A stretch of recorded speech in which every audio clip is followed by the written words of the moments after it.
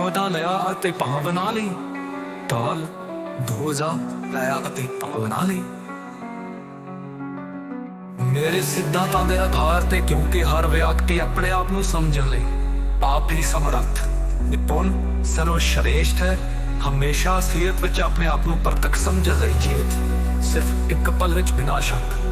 ਮੈਂ ਹਮੇਸ਼ਾ ਅਸਲੀਅਤ ਵਿੱਚ ਹੀ ਹਾਂ, ਆਪਣੇ ਸਿਧਾਂਤਾਂ ਨਾਲ। 10ਵੀਂ ਨਾ ਕੋਟੀ ਹਜ਼ਾਰ ਆਤਮਾ ਜਾਣ ਚੇਤਨਾ ਸਿਰਫ ਇੱਕ ਹੀ ਹੈ। ਇਸ ਦੇ ਵਿਸਤਾਰ ਨਾਲ ਸਮੁੱਚੀ ਅਨੰਤ ਵਿਸ਼ਾਲ ਭੌਤਿਕ ਸ੍ਰਿਸ਼ਟੀ ਦਾ ਅਸਤਿਤਵ ਹੈ। ਸ੍ਰਿਸ਼ਟੀ ਦੇ ਕੰਮ ਹੈ, ਸ੍ਰਿਸ਼ਟੀ ਦੇ ਕਣ ਕਣ ਵਿੱਚ ਸਿਰਫ ਤੁਹਾਡੀ ਹੀ ਮੌਜੂਦਗੀ ਹੈ। ਦੂਜਾ ਕੋਈ ਅਕਸਰ ਹੀ ਨਹੀਂ, ਸਿਰਫ ਤੁਸੀਂ ਹੀ ਹੋ। ਜ਼ਰਾ ਆਪਣੇ ਆਪ ਨੂੰ ਸਮਝ ਕੇ ਦੇਖੋ, ਸਿਰਫ ਤੁਸੀਂ ਹੀ ਹੋ। ਦੂਜਾ ਨਾ ਕੋਈ ਸੀ ਨਾ ਹੋ ਸਕਦਾ ਹੈ। ਫਿਰ ਕਿਉਂ ਦੂਜੇ ਦੀ ਇੱਛਾ ਅਪੇਖਿਆ ਵਿੱਚ ਸਮਾਂ ਉਤਪੰਨ? ਪਿਤਾ ਦੇ ਇੰਤਜ਼ਾਰ ਵਿੱਚ ਹੋ। ਸਮਾਂ ਤੇ ਵਿਚਾਰ ਵੀ ਤੁਹਾਡੀ ਬੁੱਧੀ ਦੀ ਉਪਜਾਂ। ਅਸਲੀਅਤ ਵਿੱਚ ਸਮਾਂ ਤੇ ਵਿਚਾਰ ਵੀ ਕਿਸੇ ਦੂਜੇ ਨੂੰ ਅੰਕਿਤ ਕਰਦੇ ਹਨ। ਇਹ ਸੁਨਿਸ਼ਚਿਤ ਅਨੰਤ ਵਿਸ਼ਾਲ ਭੌਤਿਕ ਸ੍ਰਿਸ਼ਟੀ ਤੁਹਾਡੀ ਚਿੰਤਾ ਦਾ ਵਿਸਤਾਰ ਹੈ।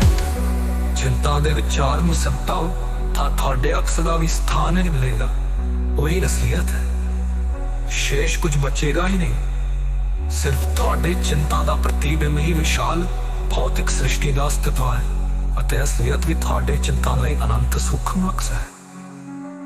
ਅੱਜ ਅਤੇ ਹੁਣ ਦਾ ਹਰ ਵਿਅਕਤੀ ਅਤੀਤ ਦੀਆਂ ਸ਼ਖਸੀਅਤਾਂ ਤੋਂ ਖਰਬਾਂ ਗੁਣਾ ਉੱਚਾ ਹੈ।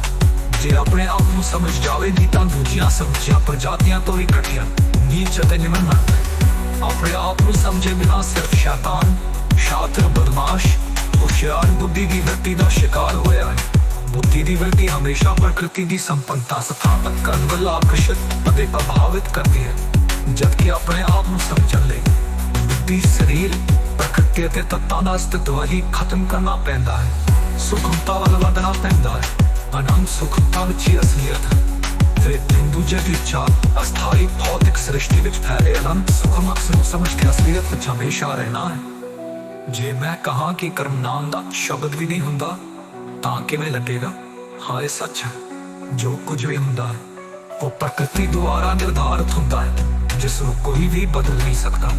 ਉਹ ਪ੍ਰਕਿਰਤੀ ਦੁਆਰਾ ਨਿਰਧਾਰਿਤ, ਸੰਚਾਲਿਤ ਅਤੇ ਆਯੋਜਿਤ ਪ੍ਰੋਗਰਾਮ ਹੁੰਦਾ ਹੈ, ਜਿਸ ਦਾ ਸਿਰਫ ਤੁਹਾਡੇ ਕਰਮ ਤੱਕ ਹੀ ਸੀਮਿਤ ਹੈ। ਵਾਹਿਗੁਰੂ ਦਾ ਸਿਰਫ ਇੱਕ ਅਵਤਾਰ ਹੈ ਜੋ ਕਰੋੜਾਂ ਸਰਲ ਸਹਿਜ ਲੋਕਾਂ ਦੇ ਸੰਜੋਗ ਨਾਲ ਖਿਲਿਆ ਗਿਆ ਹੈ। ਉਸਨੇ ਇੱਕ ਵਿਸ਼ਾਲ ਸਾਮਰਾਜ ਸਥਾਪਿਤ ਕੀਤਾ ਹੈ, ਸਿਰਫ ਪ੍ਰਸਿੱਧੀ, ਪ੍ਰਤਿਸ਼ਠਾ, ਸ਼ੋਹਰਤ ਅਤੇ ਦੌਲਤ ਲਈ। ਰੱਬ, ਗੁਰੂ, ਪਰਮਾਰਥ, ਭਗਤੀ, ਸ਼ਰਧਾ, ਪ੍ਰੇਮ ਅਤੇ ਵਿਸ਼ਵਾਸ ਦੇ ਸਹਾਰੇ। ਆਪਣੇ ਆਪ ਨੂੰ ਸਮਝਾਉਣ ਵਾਲੇ ਗੁਰੂ ਦੇ ਵਸ ਵਿੱਚ ਹੈ। ਉਹ ਤਾਂ ਸਾਧਾਰਨ ਮਨੁੱਖ ਤੋਂ ਵੀ ਕਰੋੜਾਂ ਗੁਣਾ ਜ਼ਿਆਦਾ ਸੰਸਾਰ ਵਿੱਚ ਦਿਨ ਰਾਤ ਰੁਝਾਨ ਹੈ। ਆਪਣੇ ਆਪ ਨੂੰ ਸਥਾਪਿਤ ਕਰਨ ਵਾਲਾ ਕਿਸ ਸਿਧਾਂਤ ਨਾਲ ਆਪਣੇ ਆਪ ਨੂੰ ਸਮਝ ਸਕਦਾ? ਆਪਣੇ ਆਪ ਨੂੰ ਸਮਝਣ ਲਈ ਆਪਣਾ ਅਸਤਿਤਵ ਕਰਨਾ ਪੈਂਦਾ।